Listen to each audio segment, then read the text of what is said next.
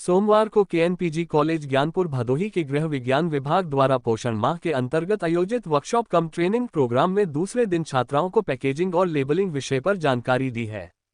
ये व्याख्यान डॉक्टर ईरा त्रिपाठी द्वारा दिया गया। प्रकृति ने लगभग सभी खाद्य पदार्थों को सुरक्षा की दृष्टि से किसी न किसी प्रकार से आच्छादित किया ताकि वे खराब न हो सके। विकास के क्रम में मनुष्य ने अपने खाद्य पदार्थों को ढकना और उत्तरोत्तर में पैक करना सीखा। आज छात्राओं को इसी संदर्भ में जानकारी दी गई। पैकेजिंग मुख्यतः 3 प्रकार का होता है: प्राथमिक पैकेजिंग, द्वितीयक पैकेजिंग और तृतीयक पैकेजिंग। पैकेजिंग का मुख्य कार्य सुरक्षा, संरक्षण, आकर्षण, सुविधा, संचार, पहचान होता है। वर्तमान समय में पैकेजिंग कला, विज्ञान और टेक्नोलॉजी का अद्भुत समन्वय है। मार्केट में 4 मुख्य प्रकार के पैकेजिंग प्रयोग हो रहे हैं: कागज 30%, शीशा 10%, टीन 10% और प्लास्टिक 40%।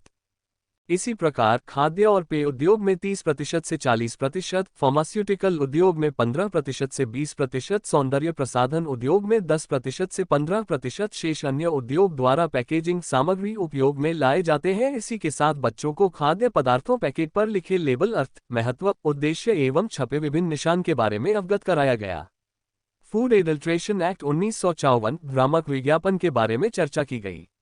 विशेष रूप से manufacturing date, expiry date, use by और बेस्ट बिफोर डेट का अर्थ समझाया गया।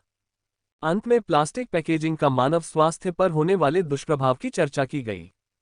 प्लास्टिक में मौजूद रसायन जैसे कि बिस्फेनॉल ए, बीपीए और थैलेट्स भोजन और पानी में मिल सकते हैं और स्वास्थ्य समस्याएं पैदा कर सकते हैं। प्लास्टिक में उपस्थित बीपीए और थैलेट्स जैसे रसायन हार्मोनल संतुलन को बिगाड़ सकते हैं। शोधों से पता चला है प्लास्टिक में उपस्थित ये रसायन कैंसर के खतरे को बढ़ा देते हैं एवं कई न्यूरोलॉजिकल समस्याएं पैदा कर सकते हैं। प्लास्टिक पैकेजिंग के विषाक्त प्रभावों को कम करने के लिए प्लास्टिक का कम उपयोग करें, बीपीए मुक्त और थैलेट मुक्त उत्पादों का चयन करें एवं प्लास्टिक का ठीक से निस्तारण करें। प्लास्टिक बर्तन में गर्म खाद्य पदार्थों का सेवन न करें और न ही तेलीय सामग्री का भंडारण करें। नॉनस्टिक बर्तन का उपयोग यथासंभव कम करें। इस अवसर बीए प्रथम सेमेस्टर की छात्राओं द्वारा कार्बोहाइड्रेट युक्त खाद्य पदार्थों को भी प्रदर्शित किया गया, जैसे साबूदाना खिचड़ी, साबूदाने की टिक्की, मखाने की खीर, शरबत, सूजी का चिला, पास्ता, सैंडविच, हलवा आदि। मैं डॉक्टर ईरा त्रिपाठी, विभाग प्रभारी, गृह विज्ञान विभाग, काशी नरेश राजकीय पीजी कॉलेज ज्ञानपुर भदोही। हमारे विभाग द्वारा पोषण माह के अंतर्गत 5 दिवसीय पोषणीय व्याख्यान का आयोजन किया जा रहा है, जिसके अंतर्गत आज दूसरे दिन पैकेजिंग एंड लेबलिंग विषय पर मेरे द्वारा व्याख्यान प्रस्तुत किया गया। इसमें बच्चों को बताया गया कि पैकेजिंग कितने प्रकार की होती है, इसके क्या कार्य हैं। जैसे मुख्य रूप से पैकेजिंग का मुख्य कार्य कुछ 5 मुख्य कार्य हैं: प्रिजर्वेशन करना, कंटेनमेंट करना, कम्युनिकेशन देना, प्रोटेक्शन करना, बैरियर प्रोटेक्शन और कन्वीनियंस की सुविधा। इसके बाद उन्हें लेबलिंग की जानकारी दी गई। लेबलिंग में भी मुख्य लेबलिंग के 3 फंक्शंस होते हैं: brand identification, description and promotion, किसी प्रोडक्ट का प्रमोशन करना।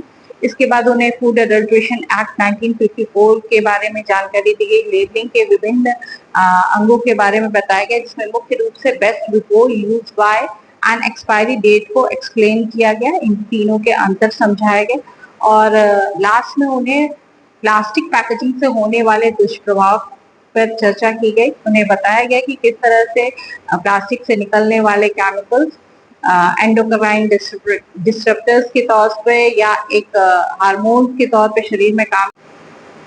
प्लास्टिक मुख्यतः केमिकल से बना हुआ एक प्रोडक्ट है।